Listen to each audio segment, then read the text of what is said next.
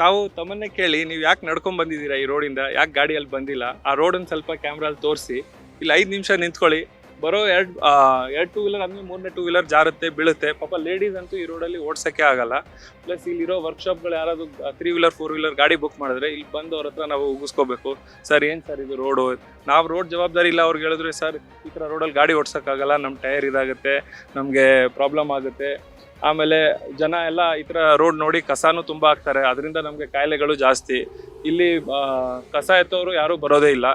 ಈ ರೋಡ್ ಅಂತೂ 10 ವರ್ಷದಿಂದ ಹಂಗಿದೆ. ಎಲ್ಲ ಗಲ್ಲಿಗಳಲ್ಲಿ ರೋಡ್ ಆಗಿದೆ. ಈ ರೋಡ್ ಮಾತ್ರ ಏನು ಪ್ರಾಬ್ಲಮ್ ಇದೆ, ಏನು ಯಾರ್ದು ಸೊಲ್ಯೂಷನ್ ಸಿಗ್ತಾ ಇಲ್ಲ.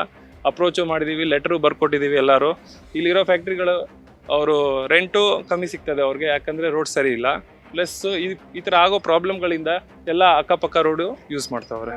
ಸರ್, ಈಗ ತಾವು ಟೀ ಕುಡಿದ್ರಿ, ಈ ವೆಹಿಕಲ್ಸ್ಗಳು ಓಡಾಡೋದ್ರಿಂದ ಅಕ್ಕಪಕ್ಕದಲ್ಲಿರುವಂತಹ ಶಾಪ್ಗಳಿಗೆ, ಟೀ ಶಾಪ್ ಚಿಕ್ಕದಾಗಿದೆ, ಬಟ್ ಈ ಧೂಳಿ ಈ ತರ ಬರೋದ್ರಿಂದ ಜನರು ಬರ್ತಾರ ಟೀ ಕುಡಿಯೋದಕ್ಕೆ? ಇಲ್ಲ, ಅದು ಇರೋ ಟೀ 70% 30% ಧೂಳು. ನೀವು 10 ನಿಮಿಷ ಇಲ್ಲಿ ನಿಂತ್ಕೊಳ್ಳಿ, ಮನೆಗೆ ಹೋಗಿ ನೀವು ಫೇಸ್ ವಾಶ್ ಮಾಡಿ ಒಂದು ವೈಟ್ ಟವಲ್ ತೊಗೊಂಡು ನೋಡಿ, ಬ್ಲ್ಯಾಕ್ ಅಲ್ಲ, ಡೈಲಿ ನಮ್ಮ ಸ್ಥಿತಿ ಅದಿದೆ. ಯಾಕಂದರೆ ಆ ರೋಡ್ ಹಂಗೆ ಆಗ್ಬಿಟ್ಟಿದೆ. ಈ ಧೂಳು ಈ ಅಂಗಡಿಯವ್ರನ್ನ ನೀವು ಕೇಳಿ, ಇಲ್ಲಿ 4 ಫ್ಯಾಕ್ಟ್ರಿಗಳಿಂದ ಲೇಬರ್ ಬಂದು ಬೇರೆ ಯಾರು ಬರೋದೇ ಇಲ್ಲ. ಈ ರೋಡೇ ಅವಾಯ್ಡ್ ಮಾಡ್ತಾವ್ರೆ ಜನ.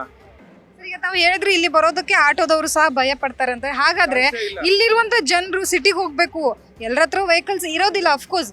ಸೊ ದಟ್ ಅವರೆಲ್ಲ ಏನ್ ಮಾಡ್ತಾರೆ, ಯಾವ ರೀತಿಯಾಗಿ ಇಲ್ಲಿಂದ ನಡ್ಕೊಂಡೇ ಹೋಗ್ಬೇಕು? ಅವ್ರಿಗೆ ಬೇರೆ ದಾರಿನೇ ಇಲ್ವಾ? ಬೇರೆ ಯಾವ್ದು ದಾರಿ ಇಲ್ಲ. ನಾವು ಇಲ್ಲಿ ಸುಮಾರು 10 ವರ್ಷದಿಂದ ಇದ್ದೀವಿ.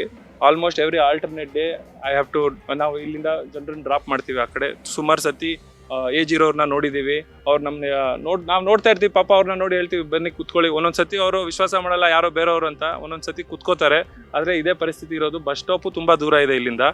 ಪ್ಲಸ್ 2 ವೀಲರ್ ಅಂತೂ ಎಲ್ಲರ ಕೈಯಲ್ಲಿ ಓಡ್ಸೋಕ್ಕಾಗಲ್ಲ. One has to be very experienced ಇಲ್ಲಿ ಓಡ್ಸೋಕ್ಕೆ ಅಂತ ರೋಡ್ ಇದು.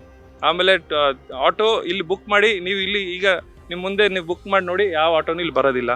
ಬಂದರೆ ಇಲ್ಲಿ ಬಂದಾದ್ಮೇಲೆ 200 ರೂಪಾಯಿ ಜಾಸ್ತಿ. ಏನಿದು ರೋಡು, ನಾವು ಅವ್ರ ಹತ್ರ ಉಗಿಸ್ಕೋಬೇಕು.